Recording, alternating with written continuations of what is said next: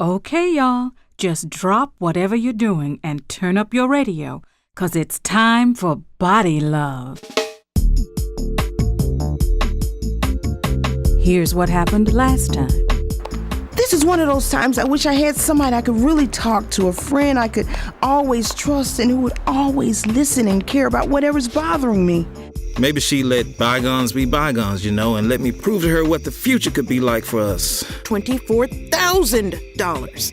Doesn't that make you even a little bit curious? Vanessa says she has no idea what it was or where it was coming from. That's what she says. I think she's lying. I wouldn't want to use the word lying, but at the same time, I wonder if maybe you're right.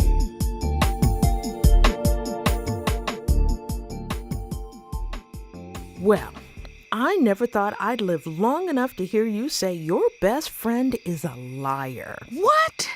Oh, no, Fidelia. That's not what I mean. I mean, you may be right about something funny going on with the books.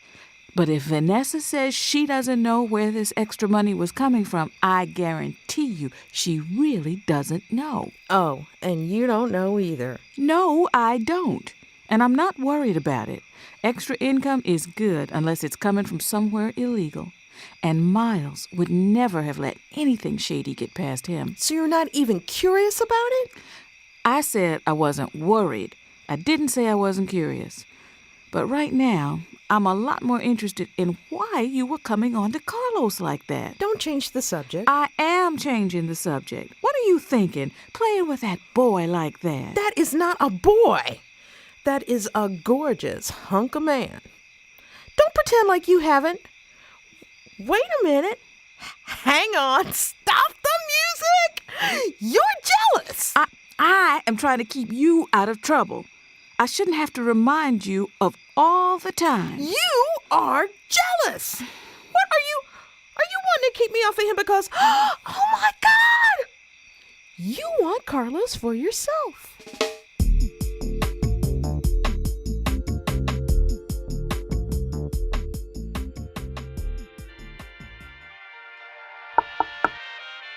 Come in. Reverend Higgins?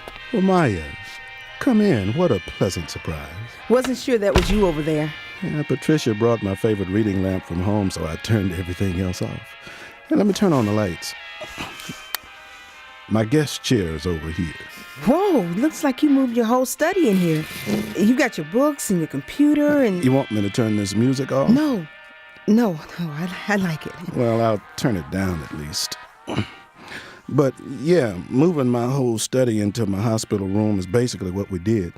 The doctors all said I needed to go to a recovery lodge for a couple of weeks before I could go home. Like where Rosalind is? Yeah, exactly. But we worked out a deal so I can stay here. And since I'm married to my favorite nurse anyway, they've let her look after all my medical needs.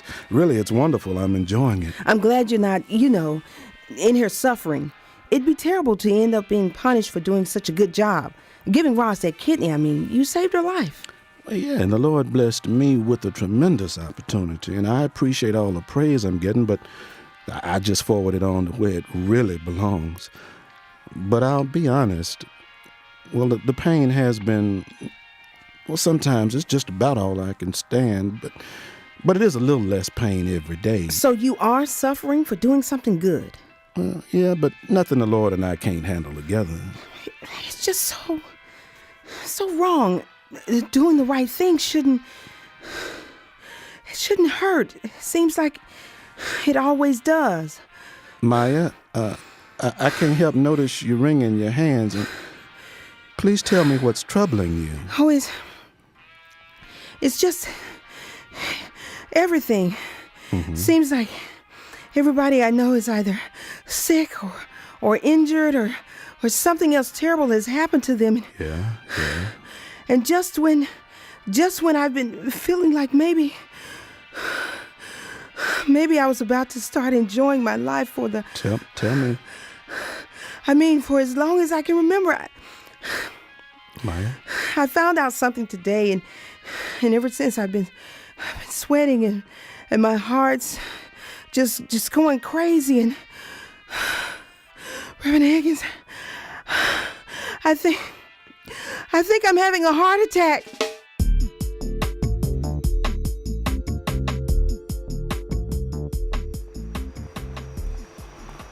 Are you sure your mom is at BodyLove? Well, no, but it's a pretty safe bet. I don't know what she's gonna do when she sees me. Last time I was at the hospital and it wasn't good. I think she's gonna be glad to see you. But even if she's not, I'll talk to her. I'm gonna make sure she gives you the chance this time. Yeah, but getting her to listen to you, that's the trick. Look, she's got the ceiling fans on, and the door is unlocked. She must be here. Mama! Vanessa, what's wrong? Why are you crying? Sonny, what are you doing here? Came to talk to you, hoping we can help each other through a tough time. Get out of here. Come on, if we can just... You hurt me, Sonny. Right this minute, you are the last person in the whole world I want to see. Stay tuned for more Body Love right after this. And now, back to Body Love. Okay, Fidelia, you know what?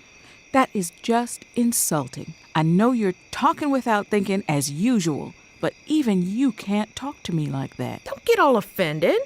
I'm just saying you've got this sexy man at your beck and call. And I can see why you might be thinking that's a nice arrangement.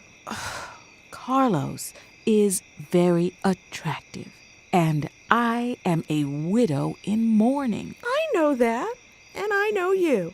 You're going to move on. You're going to be sad that Miles is gone, but you're going to move on. Eventually, yes. But I am not moving on to a kid right out of college. So don't act like you know what I'm going to do next, especially about my love life, all right?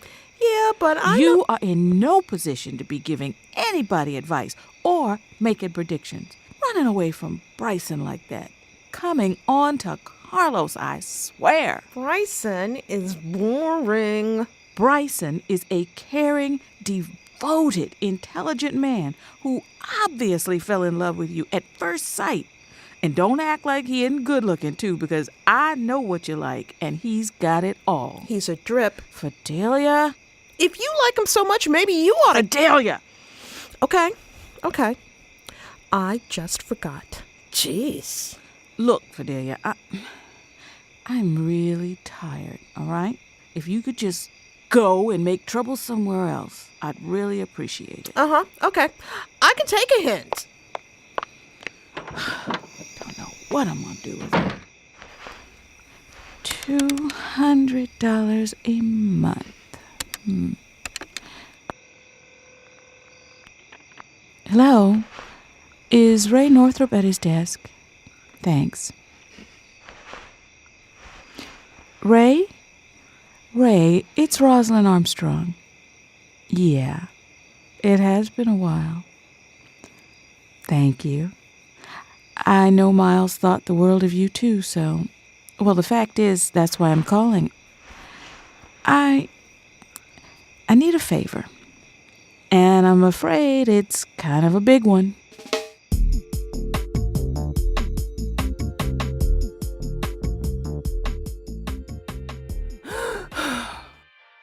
Maya, I'm right here with you. Take my hand. Okay. Listen to my voice, all right? I've been in the ministry long enough to know a panic attack when I see one. And that's all this is. What you need to do right now, Maya, is breathe as slowly as you can. You're not having a heart attack and you're not gonna die. Are you sure? Yeah, I'm sure. Come on, breathe in with me. Slow. That's right. Breathe out just as slow. Good. Keep holding my hand. I've been sure I was going crazy. I've known you since you were born, and I can tell you for a fact that you are not crazy. I can tell you're deeply upset about something, but I assure you, we'll deal with it together. Just keep breathing now. Slow. Okay. Yeah. Are you sure this is... you promise I'm not losing my mind? I promise. You'd be surprised at the people you know, solid as a rock, who've had panic attacks just like this. And what helps them most is to keep breathing just the way you're doing now. Oh, I do feel better. What a relief. There, see? Feeling lightheaded, though. And that's normal, too. Here, drink some of this water. Okay. Now, you said you learned something tonight. See if you can tell me the short version so maybe we can get that pressure off of you. Yes, sir. Well, my mother, well, she's been lying to me all my life. I grew up with Sonny Baxter as my father, and you know that's been hard because, well, you know how Sonny is. But I just found out that my real father was Miles Armstrong. I see. And since he just died, that means that not only did my mother proved I can't trust her, and I mean, how can I ever believe everything she... Breathe, Maya. Stop for a minute and breathe. But see, now I'll never really know my father because there's just nobody who... I mean, I shouldn't have come in here and bothered you when you're supposed to be... I mean, I gotta get out of here. Maya, please stay at least until... No, I gotta go somewhere. Oh, Lord, and I can't even run after.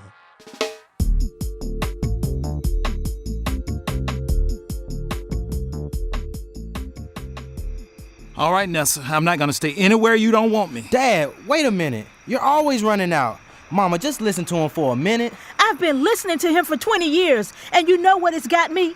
A daughter that hates me, a business that's ruined, 2 boys I can't raise by myself, and Miles is dead. But Sonny's got nothing to do with that. He was driving the car. He took him to the emergency room and left him there without Mama, now wait a minute. Hang on. I heard everything those doctors were saying. That Dr. Blair, he said Mr. Armstrong was dead in a flash. Just like being hit by lightning or something. Getting him to the hospital sooner wouldn't have made any difference. Well... But since he did get him there so quick, they were able to put Mr. Armstrong on mechanical support.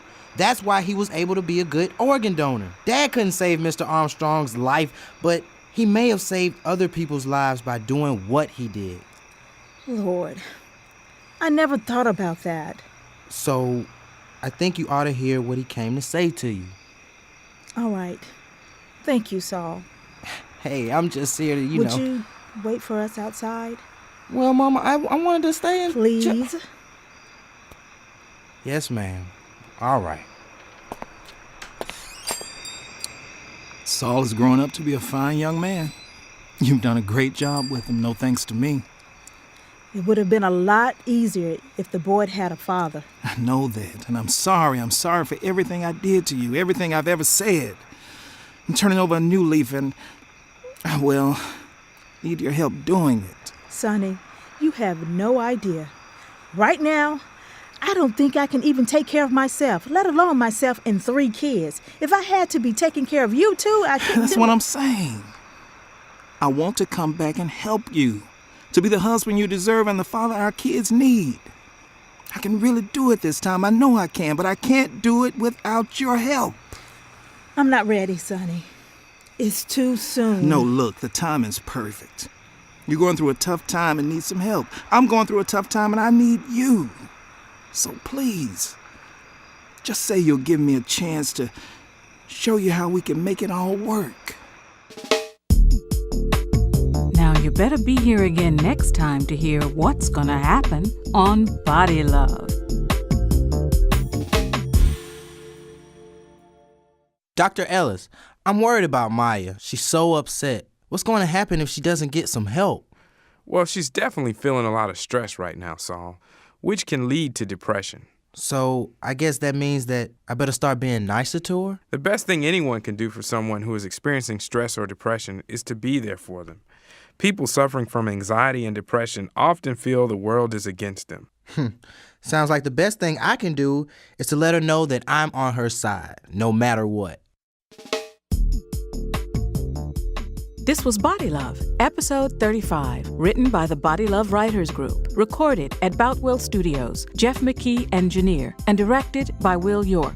Featured in the cast were Audrey Quinn, Shalithia Williams, James A. McCarty Jr., LaWayne Childrey, Cheryl Hall, Vanessa Anderson, and Michael Reed, with Dr. Chris Ellis bringing today's health message. Support for the BodyLove Radio Drama Project is provided by a matching grant from the Robert Wood Johnson Foundation, Princeton, New Jersey, along with the Joseph S. Bruno Charitable Foundation, the Community Foundation of Greater Birmingham, and the Carefree Fund of the Community Foundation of Greater Atlanta.